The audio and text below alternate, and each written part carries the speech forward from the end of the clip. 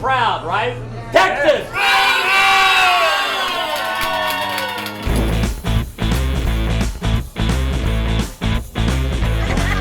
You can spend a lot of money at Texas Roadhouse, but you can also be very value oriented because everything comes with a protein and 2 side dishes and free bread and free peanuts. In 2024, Texas Roadhouse overtook Olive Garden in sales for the first time. Today, it's the largest casual dining chain in the U.S. by sales, despite having fewer locations than some of its rivals. The key to Texas Roadhouse's recent success has been this man, CEO Jerry Morgan. We've got a little bit of this rowdy energy that goes with our honky-tonk. But beef, the core of its menu, has grown more expensive amid a years-long cattle shortage. And even some fans say they'd visit less if menu prices climb too high. What do your customers tell you about why they love Roadhouse? Why do they come to you? Well, the fresh baked bread I hear is real popular, and the honey cinnamon butter and the peanuts, right? And then the friendliness of our people. They talk about all of these things before they even talk about our steaks. So I think it's really about the energy that we provide. We do have kind of a casual country music style, and as casual as we are on one side, extremely focused on the other side of being hospitable to our guests. Well, let's talk about the peanuts and the bread. So everyone gets these. How do you afford to do that? Well, I mean, it's just part of who we are, and I believe it's the value piece of the menu. And I think when you give a little bit of something to the guest, and then you deliver on a food experience and hospitality, then it tells them that you know that you care enough to be a little creative and a little different. People don't associate a steakhouse with good value. I mean, usually you go to a steakhouse, you're dropping like $60 on a steak, right? But here at this restaurant, you can get an 8-ounce hand-cut steak, plus 2 sides and the bread and the peanuts. I think it was for $19. How can you afford to sell at that price? If it's in that sirloin category, you have 4 options. You can get a 6-ounce sirloin, an 8-ounce sirloin, an 11-ounce sirloin, or a 16-ounce. So you can pick what price range you want to be at based on the size of that steak. It's still a quality experience, and a lot of our competitors may only give you one option. So having multiple choices through whether it be prime rib or ribeye, it allows you to determine how much you're hungry for. But you can make money on that $19. Yeah, absolutely. So during COVID, you had to change, everyone had to change a lot of how you operate. The peanuts that everyone loved and associated all over the place at Texas Roadhouse, you took those away, but now you brought them back in bags, which is more expensive to provide, right?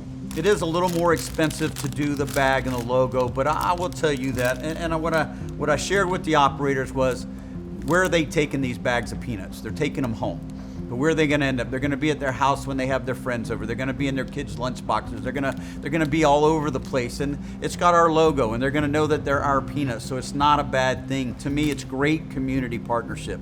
If we can drive our top line, which means provide a great experience for the guests and get more people to come to our business, we believe that that's more important than necessarily trying to raise prices to cover costs. That balance between offering a good value and rising costs is one the company has had to strike as beef prices rise. A pound of sirloin steak was up almost 16% compared to the same time last year. We do understand that we're heavily invested in the beef portfolio. It is something that you have to share a little bit of that cost, but I think we should absorb some of it also. What share of your commodity basket is beef? About 50%. That's a lot. It's a lot of our menu, yes. So how are you gonna handle this? Beef prices have cycled over the 30 plus years. They have gone up and they have gone down, and this one seems to be extended on the upside. And so, we continue to look at every option that we can. We're one of the largest buyers out there because of our volume, and so we have great relationships with our packers. The good thing is that there are maybe less cattle, but there's heavier weights on those cattle. So there is plenty of beef available, but that is what's driving some of the costs to stay elevated. Texas Roadhouse increased prices by roughly 2% late last year and plans to raise them again by a similar amount in April. How are you going to control costs in other ways in the restaurants? Light bulbs, all of the fixed costs, if the more your sales are, utilities can go down. So there's just other ways that we have to do a better job to find those pennies out there, those pennies, nickels and dimes to save, and not turn the lights on until you're needed, not turn the fryers on. So we just have to be very disciplined, like you would be managing your own home. Your own business is the same way. You don't turn things on until you need them. Texas Roadhouse has increased prices before in response to growing costs. You have taken some price increases previously, particularly since COVID has started. Everyone's feeling inflation right now. How have customers responded to those increases? If you look at our top line, I think they're telling us that they understand. And we haven't changed our portion sizes, more importantly. We've not changed anything that we were doing prior to that. We've been probably a little under what most others have done. I think it is important that they know we're being as conservative as we believe is right, and that what's good for both. So where do you think Texas Roadhouse will be in 3 years, 5 years? Well, I think we're trying to get Texas Roadhouse to over 900 restaurants, so we'll continue to build about 20 a year. So what keeps you up at night? What are the things you worry about most? A lot of things you could let worry you. I can't, some of the things that you can't control, you can't sit there and fret over. What I want to focus on is the positive energy. We'll deal with all the problems and challenges of the world, right? The politics, whatever that is. But our job is to open these doors and serve customers tonight. The industry itself excites me of what we get to do every day.